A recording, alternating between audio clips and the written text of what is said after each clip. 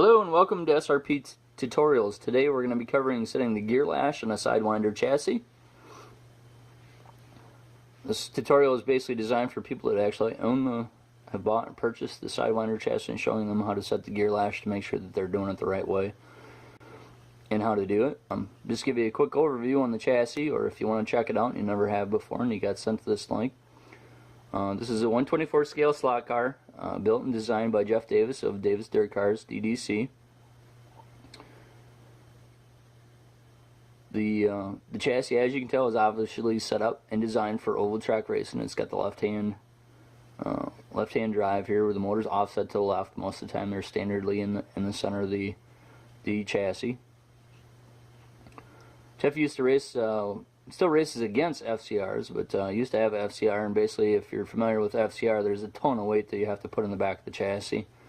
And the Sidewinder chassis just out of the gate is a much lighter chassis just to start with, and the motor is basically the weight in the car. So the car weighs less, so you have to have less weight to get the percentage to where it needs to be so the car handles good right out of the gate. So with the lighter chassis, the weight of the motor being moved over to the left to the location where it's at, basically kind of eliminates the whole adding a ton of weight to the car, which actually slows the car down. So you know, a few ounces in a car doesn't seem like a whole lot, you know.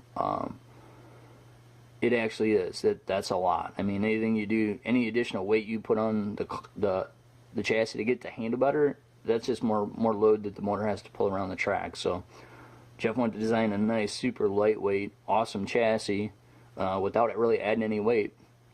Depending on the configuration of the track that you're running, sometimes you may have to just put a little bit up on the tongue or right here on the left front, and that's more typically on a bigger commercial track, higher speeds, more bank track. But typically on a flat track, they're pretty much right out of the gate. So every track's a little bit different. I mean, we can't obviously build a car that works on 100% of every single track, but these definitely will handle better out of the box than an FCR will. So, and they're a lot lighter. So that's definitely something to take into consideration. There's a little bit of price involved with it, so make sure that you're checking with your tech guy. You know, they'll allow it to meet the specifications to run for your class. It's an inline motor. It's still running the original motor mount. The chassis is a soldered together car, where FCR is a stamped car. So, like I said, just make sure you shoot the proper people to this link and have them check it out before you spend the money. And I mean, if nothing else, you'll have an open chassis when you run an open show. You can break this guy out and take home the money. So there is some advantages. So anyways, that's just kind of a quick overview. If you have any questions, feel free to text me, email me. Facebook is SRP Slot Cars, or you can go right to the website. Actually, take and order one right through the website. It's racesrp.com. We'll go ahead and get the tutorial going here. You'll be needing a caliper, the gear lashing tool, shim spacers, and an Allen wrench. Quick little tip here. I always have the two set screws right beside one another. Just makes it a lot easier, quicker. If I decide I need to change a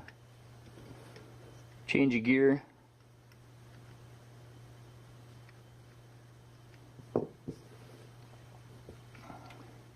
I've actually taken the courtesy to already kind of do this, so make sure this one's set right,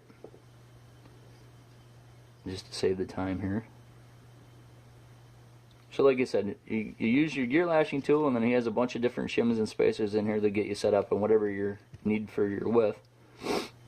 So to do the gear lashing, basically you want to take your lashing tool and basically put it right up next to the bushing.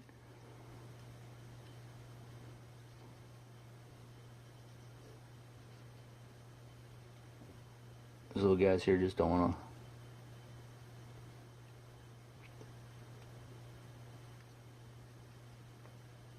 to. Slide that guy on there. Slide your plastic one on there.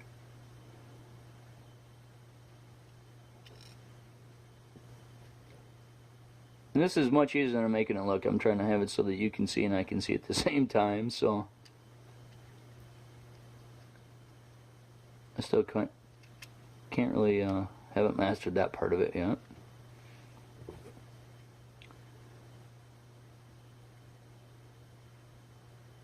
So once it gets to the point where it needs to be, and I have just a little bit of a space between your tire on this side and this one here, just so that once this is in here, it's not gonna bind. I mean, it's so little. But basically, when you have the lashing tool the right size, it's basically gonna hang there. It's not gonna fall out, and you can pull it out. So when you get that to the right point, you can just kind of wiggle the tire back and forth just a little bit there, and you can see the crown gear, the spur gear, move just a little bit without moving the pinion. And then when you turn the tire, it's got a nice smooth feel as you rotate around. It doesn't get tight and loose as it's spinning, so you know that it's the right, you got the right one on there. So if it's too tight and you can't spin it, or it's got a tight spot, it'll be loose, then it'll feel like it's got a bind in there. Drop down to your next thinnest small shim. That feels pretty good. If it's too sloppy, basically you're gonna end up stripping the gear out, so you want to run the thicker shim. You know, again, put that up in there and then use the different sizes. It's gonna take a little bit to do that if you're setting it up yourself. If you do ready to run, we have it set up for you. Like I said, you want just a little bit of play in there, not much at all. So that's pretty much basically it. Once that's set, and then when you put your tire back on there, use the caliper to measure your shim thicknesses so that you know that you're going up or down.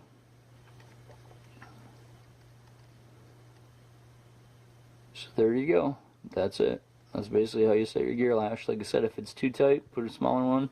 If it's too loose, you're going to need to raise it up. This is the most time-consuming part of this chassis, is going through setting this up. It might take you 10 or 15 minutes to get it so it's right. And once it's right, like I said, it's just going to feel nice and smooth all the way around. It's not going to be tight, loose as you're spinning it. So there it is. Basically, you sit on the track, you're ready to go. If you got any questions, again, like I said, go to the website, racesrp.com, or you can go to the Facebook, SRP Slot Cars, and contact me with any questions, comments, concerns, anything you need. We're here to kind of help you guys out. You're the reason why we do what we do. Good night, sweetheart. Well, it's time to go. Good night, sweetheart. Well, it's time to go.